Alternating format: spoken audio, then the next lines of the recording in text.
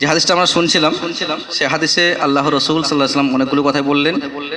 আর যে আয়াতটা আমরা শুনলাম, অর্থাৎ যে আয়াত কয়েকটি শুনলাম সূরা লাইলের, পারলে পড়বেন একবার, অর্থ সহ পড়বেন, দেখবেন অনেক কিছু মনে হবে যে আমাদের অনেক কিছুই ভুল, যেটা আমাদেরকে ঠিক করার প্রয়োজন রয়েছে। আর এই আয়াতে যে দুটি মৌলিক কথা উল্লেখ করা হলো, আর সেটা হচ্ছে দান করা আর কৃপণতা করা, এই দুটি মারাত্মক গুণ। আর যে গুণ দুটিকে একটা মানদণ্ড দান করানো হলো হকের, যে কোনটা হক কোনটা বাতিল, কোনটা ঠিক কোনটা ভুল, কোনটা জান্নাতি আমল কোনটা জাহান্নামী আমল। আর তার সাথে বেশ কিছু কথা আরো তিনি বাড়তি কথা বললেন।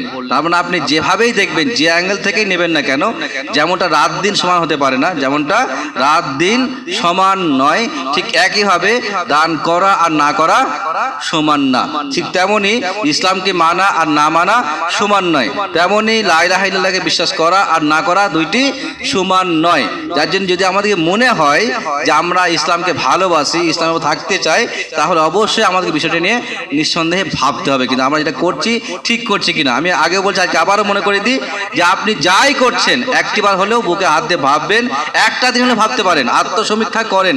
আল্লাহ কোরআনে বললেন কিন্তু যে আত্মসমীক্ষা করতে আপনাকে, যে আপনি একবার বুকে হাত দিয়ে ভাবেন, আত্মসমীক্ষা করেন, দেখার চেষ্টা করেন যে আপনি যে আমলগুলো করছেন সেই আমলগুলো আপনার জান্নাতে যাওয়ার জন্য সহজ করতে পারছে কিনা, বা আপনি যেভাবে চলাফেরা করছেন, আপনি যেভাবে ইসলামকে মানছেন, যতটাই মানছেন, কম বেশি আমি বলছি না, কিন্তু ফরজ মানছেন, সুন্নত মানছেন, নফল মানছেন, বা কিছুই মানছেন না, যাই করছেন সেই আমলগুলোর ভিত্তিতে আপনি জান্নাতে যাওয়ার রাস্তা সহজ করতে পারছেন কিনা। যদি মনে হয় তাহলে আপনি আগে পারেন, সমস্যা নেই, কেউ কিছু বলার নেই। আর যদি মনে হয় যে না, আমি যে আমলটা করছি সেই আমল দিয়ে কোনোভাবেই জান্নাত যাওয়া সম্ভব নয়, তাহলে অবশ্যই আমাকে আপনাকে সেখান থেকে ফিরে আসতে হবে, আত্মসমীক্ষা করতে হবে, আর সেই আমলটা থেকে পরিবর্তন হয়ে ভালো আমল দিকে আগে বাড়ার চেষ্টা করতে হবে। আল্লাহ রাব্বুল আলামিন কিন্তু আমাকে আপনাকে হাত ধরে টেনে জান্নাতে নিয়ে গিয়ে ভরবেন না। এখন শুধু একটা কথা বলে বক্তব্য শেষ করবো, সেটা হচ্ছে ঠিক আসলে কোনটা। আল্লাহ রাব্বুল আলামিন খাতা লিখে দিয়েছেন, জান্নাতে কে জাহান্নামী কে, একদিক জান্নাতে একদিক জাহান্নামী লিখে দিয়েছেন। এখন তার ভিত্তিতে আমরা চলাফেরা করছি, তার অনুযায়ী আমরা চলাফেরা করছি। অতএব আমল করলেও জাহান্নামে যেতে হবে, আমল না করলেও জান্নাতে যাওয়ার সম্ভাবনা থাকতে পারে, এমনটা যেটা ব্যাখ্যা হচ্ছে এখানটাই। যদি আল্লাহ লিখে দিয়ে থাকেন, ফিক্স করে থাকেন এই জান্নাতি এই জাহান্নামী, তাহলে আমল করলে কি আর না করলে কি জান্নাত জাহান্নাম অবশ্যই সে পেয়ে যাবে, এমনটাই কথা এক। দ্বিতীয় একটা দিক হচ্ছে, ঠিক আসলে এটা তো হতে পারে যে আল্লাহ রাব্বুল আলামিন আমাকে সৃষ্টি করার আগে থেকেই তিনি আমাকে চেনেন, এমনটা সম্ভাবনা আছে না নেই? আল্লাহ আমাকে সৃষ্টি করেন, আমি এখন দুনিয়াতে আসিনি, আপনি আমার সম্পর্কে জানেন আল্লাহ, এটা কি অসম্ভব না? অসম্ভব কি হতে পারে? আমরা সকলেই জানি, যখন আদমকে সৃষ্টি করা হয় তার পেটে হাত বুলিয়ে দেন, আমরা বেরিয়ে আসি, তিনি একটা স্বীকারোক্তি নেন, আলাস্তু বি রব্বিকুম, আমি তোমাদের রব কি না? আমরা কি বললাম? অবশ্যই আপনি আমাদের রব বলেছিলাম না, বলি নেই? তার মানে আমি পৃথিবীতে আসার আগে একবার এসে গেছি অলরেডি, আসি নাই? তাহলে পৃথিবীতে আসার আগে আমরা আদমের কাছ থেকে বেরিয়েছি, আর আমরা রুহের জগতে ছিলাম।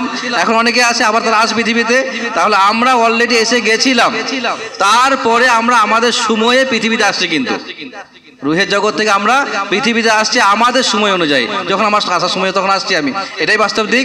এখন কথা যেটা হচ্ছে যে আমি যখন আদমের পিঠ থেকে বের হলাম, বা আমরা যখন সেইখানে রুহের জগতে এলাম, সেইখানে আল্লাহ স্বীকারোক্তি নিলেন, আমরা আল্লাহকে এক বলে স্বীকার করলাম, পৃথিবীতে এসে আমরা আমাদের মতো চলাফেরা শুরু করলাম, আমাদের মতো করে চলাফেরা শুরু করলাম। এটা হচ্ছে আমাদের বর্তমান অবস্থা।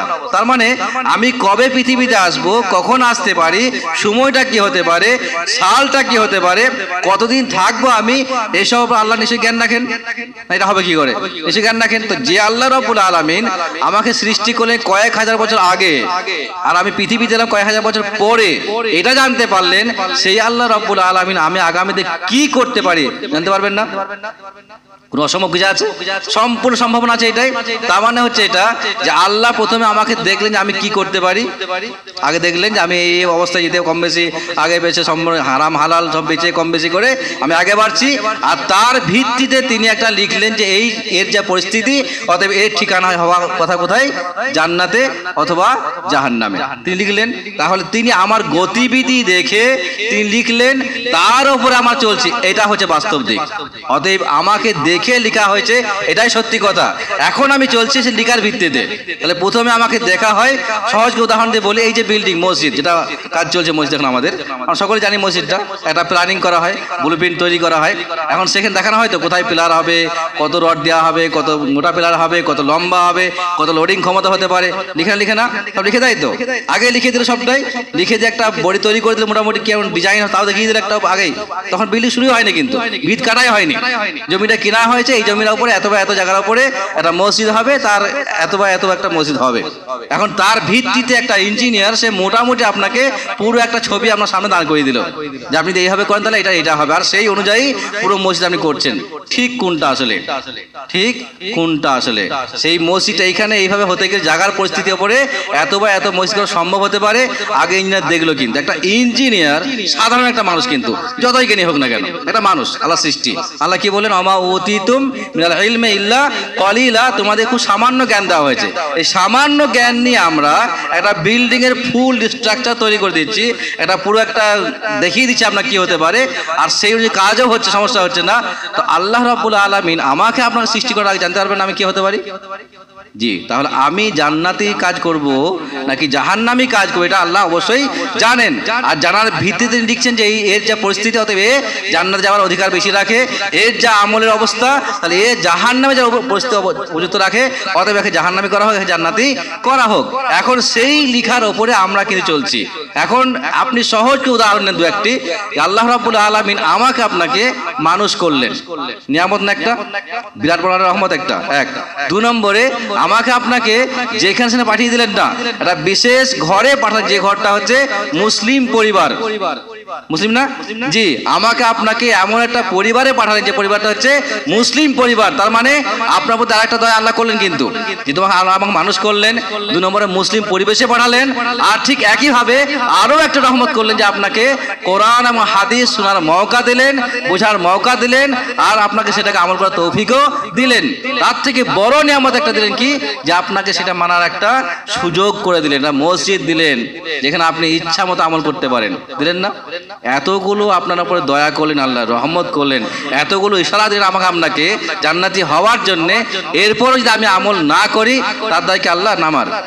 অতএব আমাকে আপনাকে বুঝতে হবে কিন্তু যে আল্লাহ যে সুযোগ দিচ্ছেন আমাকে, এটা এমনি দিচ্ছেন না, আমাকে পরীক্ষাও করছেন, সুযোগও দিচ্ছেন, যাতে আমাকে দেখেন তিনি যে আমি সুযোগ পেয়ে ব্যবহার ঠিকঠাক করছি নাকি দুর্ব্যবহার করছি আর খারাপ ব্যবহার করে আমি জাহান্নামী হচ্ছি। এত কি সুযোগ পাওয়ার পরেও যদি আমরা জাহান্নামী হই, তাহলে এর চাইতে দুঃখ আর কি হতে পারে, এর থেকে মারাত্মক আর কি হতে পারে? অতএব আল্লাহ দোয়া করা হোক, আল্লাহ দোয়া সকলেই করবেন যে আল্লাহ অবশ্যই আমাকে আপনাকে সঠিক দিনের পর থাকার তৌফিক দান করেন, দিনকে বোঝার তৌফিক দিন, ইসলামে থাকার তৌফিক দিন, এবং সমস্ত রকমের হারাম কাজ থেকে রক্ষা করেন, এবং সব রকমের নাজায়েজ কাজ থেকে রক্ষা করেন, এবং সব রকমের নেকির কাজ করার তৌফিক দিন। এই যদি এমনটাই দোয়া করতেন, ইনশাআল্লাহ অবশ্যই তৌফিক দেবেন। আল্লাহ দোয়া করি আল্লাহ আমাদের সকলকে ইসলাম সঠিক করে বোঝার তৌফিক দিন, তারপর চলার তৌফিক দান করেন, এবং সব রকমের ইসলাম বিরোধী কাজ থেকে আমাদেরকে আল্লাহ রক্ষা করুন। আমিন। আকুলু কাওলি হাযা ওয়া আস্তাগফিরুল্লাহ লি ওয়া লাকুম ওয়া লিসাইরিল মুসলিমিন। আমিন। আসসালামু আলাইকুম।